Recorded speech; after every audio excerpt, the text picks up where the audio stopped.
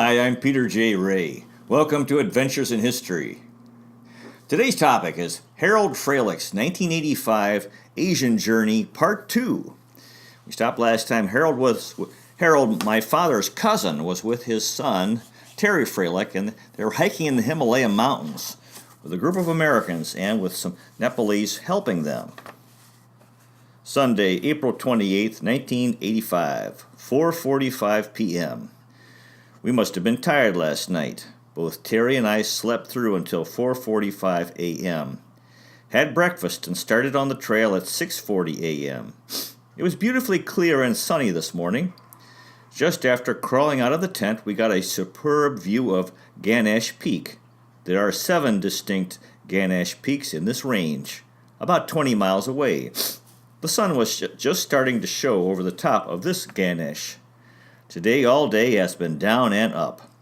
Down 3,000 feet to the village of Tivling.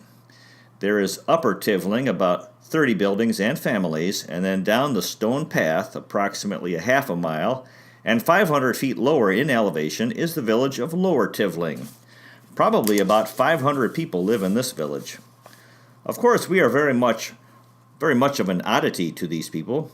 Debbie, there was a mother holding her naked baby, slightly younger than Seth. The baby looked terrible, filthy, with a runny nose and mucus all over his face. They have absolutely no medicines in this remote area. We passed another group of people, probably 30, all ages. A mother was holding her 2 to 3-year-old daughter. The little girl had a terrible ear infection. The entire right side of her head and neck were caked and bleeding slightly. The mother begged us, as best she could, to give her something. Pauline is a nurse. However, we were told before the trek started that we were not to give any people that we passed in the villages any medicines. Surrounded by 50 people in the middle of the village, we talked, as we could, with a young man, possibly 25 years old. He is a teacher. This village has 3 teachers and 100 students, 80 boys and 20 girls. They come to this village from the 3 surrounding valleys to learn. The teacher said he teaches science, geography, mathematics, and language. Terry gave the teacher 5 pens. Unfortunately, he was observed. So we were followed out of the village of Tivling by 40 to 50 youngsters begging for pens. No one gave them any more. When we left the village, climbing over the 3-foot stone wall, all of these youngsters gave us a farewell by picking up hands full of dust and dirt and throwing at us. Incidentally, in this village, the animals, chickens, and people are all housed in the same stone building. I left Tivling with very mixed emotions and feelings. After Tivling, we started up with our objective, a campsite 3,000 feet higher and approximately 2.5 miles away. Tuesday, April 30th, 8 o'clock a.m. This 3,000 foot was a rather difficult climb. We arrived at the campsite at 3:50 p.m., elevation approximately 11,000 feet. Most of us were tired. I got in the sleeping bag at 7:15 p.m. and was asleep by 7:20. Monday, April 29th. We arose at 4:40 a.m. The sun was just coming up over the peaks of Ganesh 4. What a magnificent sight. We started hiking at 6:40 a.m. Today proved to be far more than trekking through the mountains. Again, it was down approximately 1,000 feet, then up 3,000 feet. However, this afternoon consisted almost entirely of rock climbing and scaling, not hiking. It was unbelievably steep, in some areas almost straight up like a staircase, very narrow trails. At one point this afternoon, we literally traversed across a very steep rock slide. This afternoon, for the first time on this trek, I felt very tense. Too much chance of falling. But the qualities you develop on an adventure hike like this are stamina, determination, and trust in the Lord that if I perform to the best of my physical capabilities, He will protect me. The chant this afternoon became one step at a time. The eager beavers got into the campsite this afternoon about 3:15 p.m. Terry has just been wonderfully helpful. Terry, Garrett, and I arrived at 4:10 p.m., Dan at 4:25, and Lydia at 4:45. Everyone was thoroughly exhausted but happy. It is cold here, 35 to 40 degrees. To warm us up, they provided a delicious rum punch. So we all gathered around and chatted and congratulated ourselves on our day's accomplishments. One note: I followed one of the Sherpas barefooted. This is a religious sect, not a labor classification, for about a half hour. He is probably 5 feet tall, does not weigh more than 120 pounds. He is carrying on his back, with the band around his forehead, a pack that weighs 100 pounds. We had a delicious dinner, which fortunately we finished just before it started raining. It rained hard for several hours. Thank fortune, our tents are fairly waterproof. The original plan was to leave at 6 o'clock a.m. tomorrow morning and hike or climb up to the ridge approximately another 1,000 feet up and camp there for the night. There was some private discussion concerning that plan. Thanks to Terry's influence and 5 others in the group, the decision was made that we should stay in this camp all day tomorrow and tomorrow night. Those that wanted to hike up to the ridge could, and those that wanted to rest were free to do just that. I crawled into my sleeping bag at 7:15 p.m., thoroughly and completely exhausted, excuse me, but relaxed and happy. Tuesday, April 30th, 10 o'clock a.m. It dawned bright and sunny this morning. We got up at 5:30 a.m. It is still quite wet from the rain. The sun rose over the mountains about 6:15 p.m. What a magnificent sight. At this hour, it was beautifully clear. The group that were going to climb up to the ridge left at 7:30. 6 of our group decided to stay in camp and rest. By 8 o'clock a.m., the clouds had drifted in completely, obscuring all of the mountains.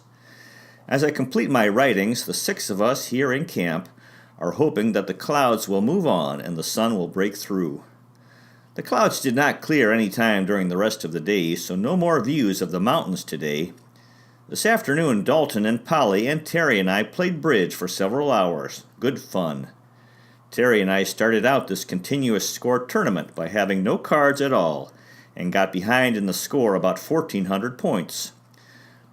But today we set them twice 5 tricks vulnerable and doubled, so we are recovering.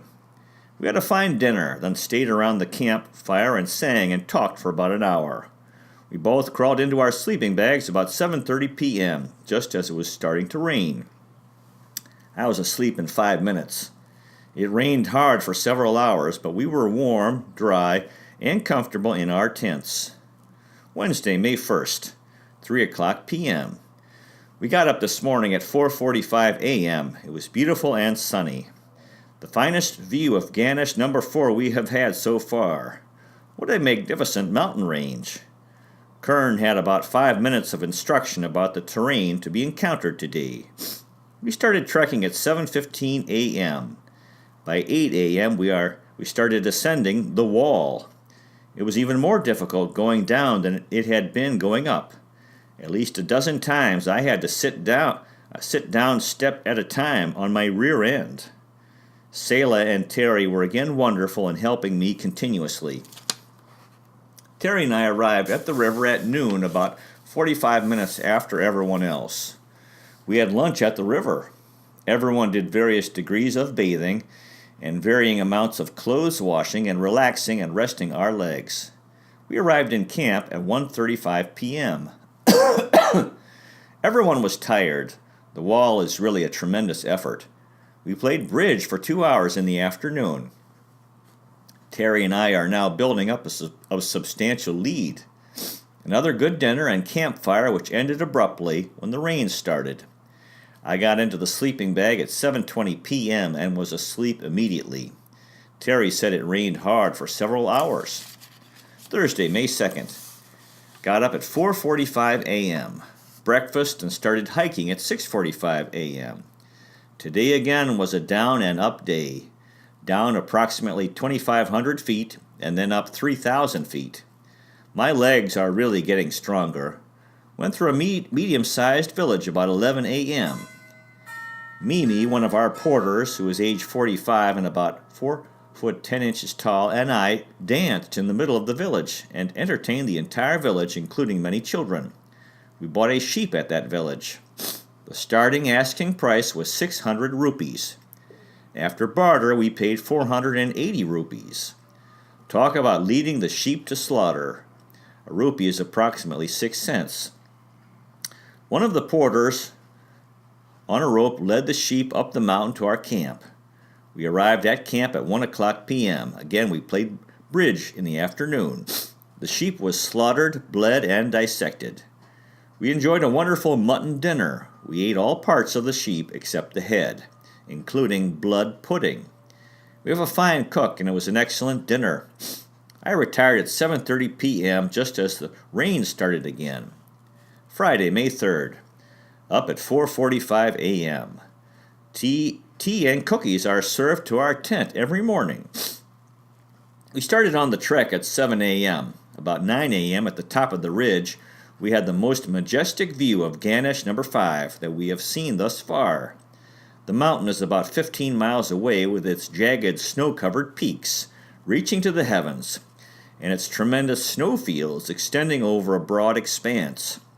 It took us exactly 2 hours to descend from the ridge, approximately 2,500 feet, a very steep, rocky, and tiring descent. We arrived at camp at 11:40 a.m. We are camped today on the bluff about 300 feet right above this magnificent river, with many small waterfalls and pools in which you can swim. After lunch, everyone bathed and did washing. It is now 2:15, and I am leaving right now for a swim. I had a wonderful swim. A nice deep pool about 50 feet across right below one of the waterfalls. I would estimate the water temperature is 50 degrees. We played bridge for about an hour before dinner. Tonight at dinner we celebrated 3 birthdays. Garrett is 33, Paul 35, and Kira 36. Padam, our cook, made a wonderful birthday cake, complete with 3 lighted candles. A delicious, strong rum punch was also served, and each of the celebrants was crowned with a laurel wreath. After dinner, we danced and sang for hours. The singing ended with an octet, 4 men plus 4 women, plus Terry and I included, singing all of the songs that any of us could remember from 1920 on. It was a beautiful evening, and a full moon over the mountain peaks. I crawled into my sleeping bag at 9 p.m., a late night. Saturday, May 4th. Tea was served at 4:45 a.m. We started on the trail at 6:20 a.m. It is a beautiful sunny and hot day today. We arrived at the village of Laba at 9:10 a.m. This is an interesting village. The house is built on terraces that rise up the hillside 700 feet. This is the largest village that we have gone through, probably 800 to 900 people. It has a store where you can buy candy and several other items. There is a school building in this village, 4 teachers, 320 students, 40 girls, and 280 boys. They come from several surrounding valleys to attend the school. We talked with one of the teachers. He got his training at TI University in Kathmandu. Terry gave him 6 pens. One elderly woman in this village was showing me her lower legs, indicating that she had arthritis in her knees. She was asking if there was anything I could give her that would help. We had lunch about 10:30 a.m. in a field at the edge of this village. We started on the trail again at 11:05 a.m. Today has been an exhausting day. Although we have only gained about 2,000 feet in elevation because it has been all up and down over very steep terrain, we calculated that we have covered about 5,000 feet. We arrived at our campsite at 2:30 p.m. Most of us were thoroughly exhausted. Terry carried my backpack about half of the day again today. We had tea at 4:15. Right after tea, it started raining hard. It is now 5 p.m. and it is still raining steadily. We all crowded in under the cook's tent and had dinner. It was an excellent dinner. I crawled in at 7:30 p.m. It was still raining hard as I fell asleep, completely exhausted. Sunday, May 5th. We were on the trail at 6:30 a.m. I have now started measuring the days in terms of hours on the trail and elevation ascending and descending. We arrived at camp at 3:50 p.m. We are camped right beside the small village of Rumchet. We had a marvelous view of the high peaks about 9 a.m. this morning after climbing. Thursday, May 9th, 3:30 p.m. Excuse me. We are camped right beside the small village of Rumchet. We had a marvelous view of the high peaks about 9 a.m. this morning after climbing. Thursday, May 9th, 3:30 p.m. This is the first time I have written in this journal in 4 days. The reason, it has been 4 very long days.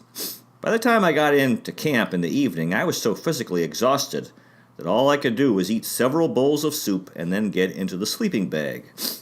Now to finish Sunday, May 5th, and the rest of the 4 days as I can now remember. The mountain that we saw was Manaslu, 26,900 feet, 4th highest mountain in the world.